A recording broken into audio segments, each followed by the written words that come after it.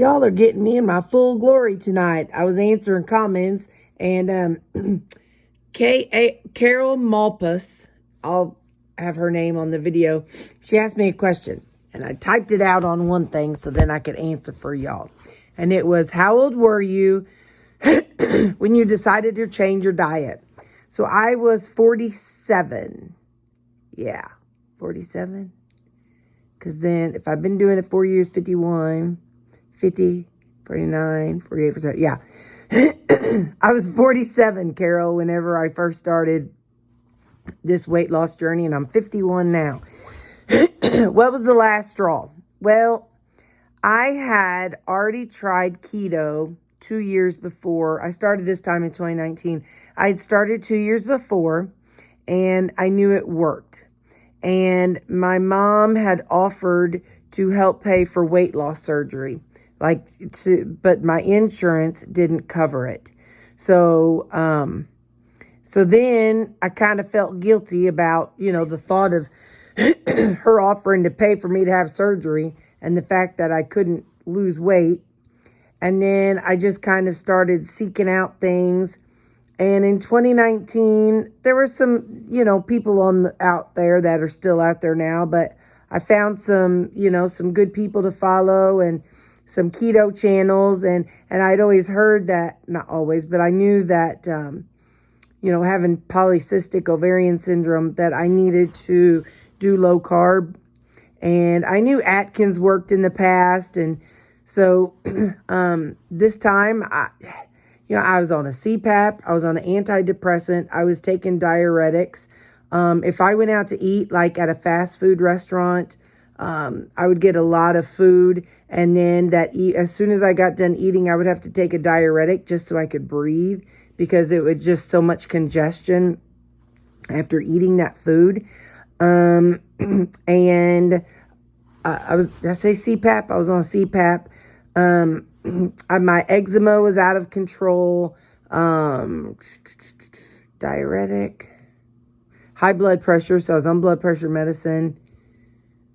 There was a couple other things, pills. I was taking lots of different pills and medications. And, I just was so depressed and so sad. And I'm not sure what YouTube will kick out for me to say, but I'm going to word it this way. I was so depressed that I knew that eating that way was a slow self-termination way of eating. I did not know how to stop. I just knew that I was so depressed that I thought that if I kept eating that way, it would maybe terminate things faster. And so, but then as I got older, and also my dad had a heart attack when he was 40. Now he lived, but I was 8 years old. And so I just always knew I was going to die when I hit 40 because I was going to have a heart attack. So I was just kind of eating all that way because I'm like, well, I'm going to die anyway, so what's the matter? And so, so I was just eating that way and assuming that I was going to die, and kind of in my own weird way, helping it along faster. And then I hit 45 and I'm like, wait a minute, I shouldn't be alive right now. And I'm like, well, dang it. If I keep eating this way, I'm going to start losing fingers and toes. I don't want to lose fingers and toes. Diabetes runs in my, in my great-grandparents and my uncle. So I was like, dang, if I'm going to have to live, I'm going to have to do something about it. That's terrible, but that's the truth. I mean, I had binges. I would have weekend binges, and a weekend I would eat 2 or 3 family-sized bags of candy. I'd eat a family-sized bag of tortilla chips, 2 to 3 cans of Pringles. I would eat 1 or 2 bags of Doritos. I would eat a big jar of salsa and a big tub of sour cream, and then a big jar of queso dip. I would buy that on my drive home from work on Fridays, and then by Sunday evening, it would be gone.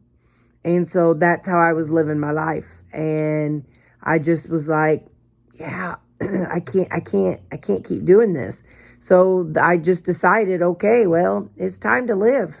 So I decided to, like I said, the first time was 2017. And that's when I found keto and several keto YouTube channels.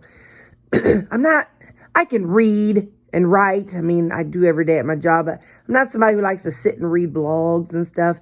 So I was more of a YouTube channel follower. So I found the YouTube channels about keto. And like I said, I did that in 2017.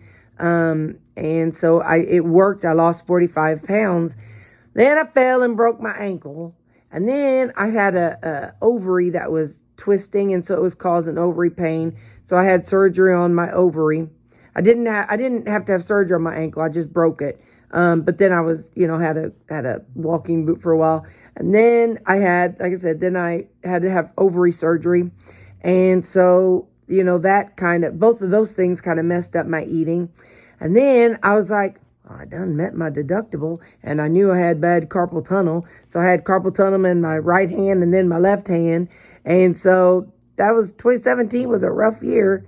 And that was 2018. So then when 2019, I was all done with all the surgeries and stuff. And I'm like, well, I don't have any excuse now.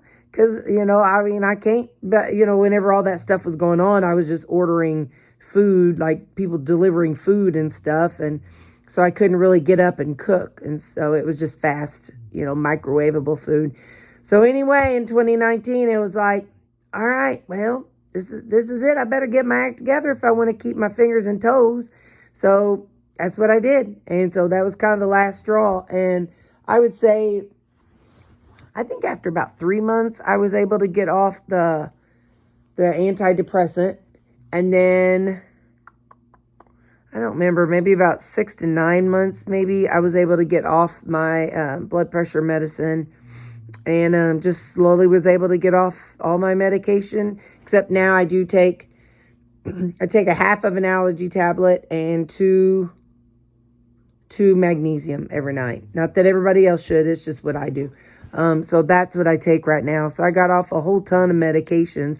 Oh, heartburn. Lord, heartburn every single day. I had heartburn, man. And so I had to take over the counter, omeprazole, one of them. Anyway, over the counter, heartburn medication every day, at least once a day, and sometimes twice a day. And I tell you what, as soon as I cleaned up my diet, nope, I don't have it. Once in a while I'll have it, but not too often. So yeah. And so then after I did keto, in 2019, I did keto for 2 months, just kind of detoxed, cleaned myself up. And then when I switched to carnivore, things really started rolling. My health started improving a lot when I was doing carnivore. That seemed to be the catalyst for improving. And once I felt all those improvements, that's what made it really easy to stick to it. Like even during those 7 months of a stall, it was still easy to stick to because I felt so good and I didn't have any cravings anymore. Once I was able to get detoxed and get off all that stuff, I didn't even miss it. And now, I will splurge now and then, y'all see me, I'll have something. But yeah, so that was was that even the question? Yeah, that was, that was the last straw. And that's me. So that's the answer to your question. Okay, bye.